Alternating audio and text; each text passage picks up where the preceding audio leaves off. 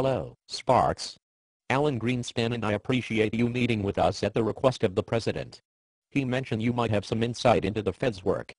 Yes, at first I told him I would not do this. But when he said I could get Greenspan in here, I figured it would be entertaining to kill two birds with one stone. I'd like to start by getting your opinions on a short video clip.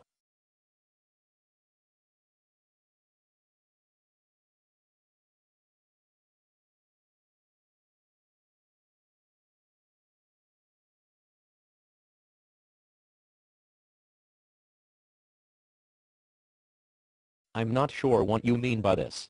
Let me clear up your confusion by starting with the oracle. Greenspan. What word would you use to best describe yourself? How about hypocrite? Sell out? Or perhaps the phrase, political prostitute would be more appropriate? I don't understand what you mean. You are supposed to be a disciple of Ayn Rand, and you have written extensively, exalting free market philosophy, and condemning the Fed, and the concept of central banking. Yet your first complete sellout to yourself and society, was that you legitimized the Fed, when you took the job in the first place. And then, after the shit hit the fan from your shenanigans, you took it upon yourself to do the following.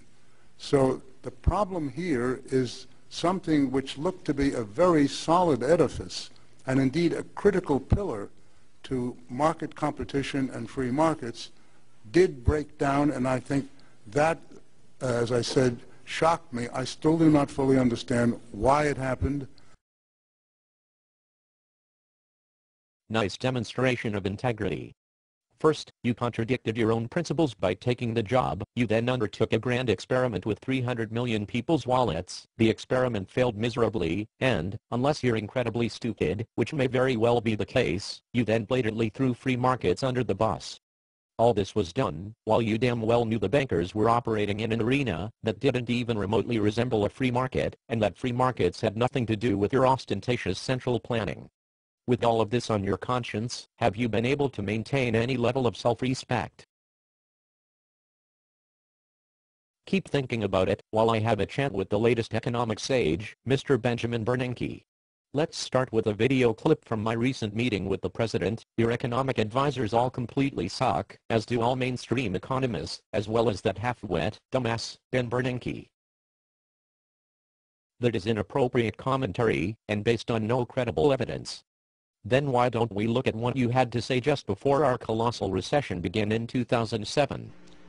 Overall, the U.S. economy appears likely to expand at a moderate pace over the second half of 2007, with growth then strengthening a bit in 2008 to a rate close to the economy's underlying trend. Nice call. And how about back in 2005? What is the worst case scenario if, in fact, we were to see prices come down substantially across the country? Well, I guess I don't buy your premise. It's a pretty unlikely possibility. We've never had a decline in house prices on a nationwide basis. So what I think is more likely is that house prices will slow, maybe stabilize, might slow consumption spending a bit. I don't think it's going to drive the economy too far from its full employment path, though. Another nice call. Up until the last few months, you were once again painting a rosy picture about the economy's growth, and you bragged about saving us from danger, while behind the scenes those in the Austrian economics world have known all your words were bullshit. And now that the printing presses didn't produce the results you predicted in the first round of quantitative easing, you are ready to shoot up another big dose of monetary heroin. You really don't have a very good track record or handle on anything, do you?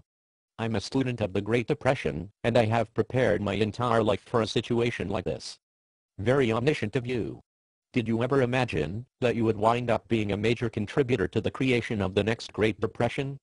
Perhaps you should have been a student of Japan's 2 lost decades instead. A few of their products valued by what was still a healthy world economy kept their hopeless facade alive. You, on the other hand, have completely screwed yourself. While there may still be some economic uncertainty on the horizon, I believe the Federal Reserve has the necessary tools to successfully evade any danger. So in other words, you fully support the war. Which war are you speaking of? The currency war you are leading, genius. The global race to debase our currency to nothing.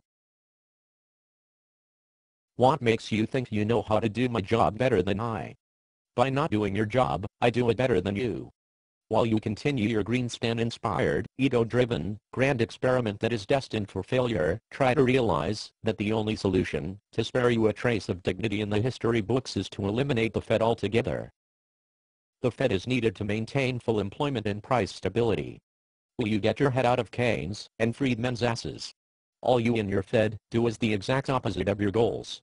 Your actions distort prices, screwing up economic calculation, which leads to overly large booms and super-dramatic busts. Get your hands off of the economy. Your and Greenspan's track records show that you can't predict or control anything. And if you studied economic schools of thought outside of what your namby-pamby, Ivy League brainwashing has taught you, you would know why.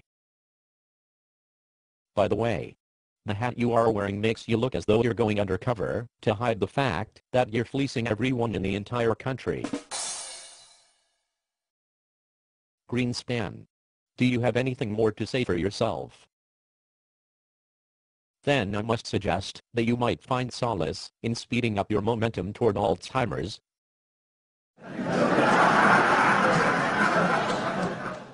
Before I go Bernanke, I must know, what type of wheelbarrow will you get to cart around all the money you will soon need to buy a single loaf of bread?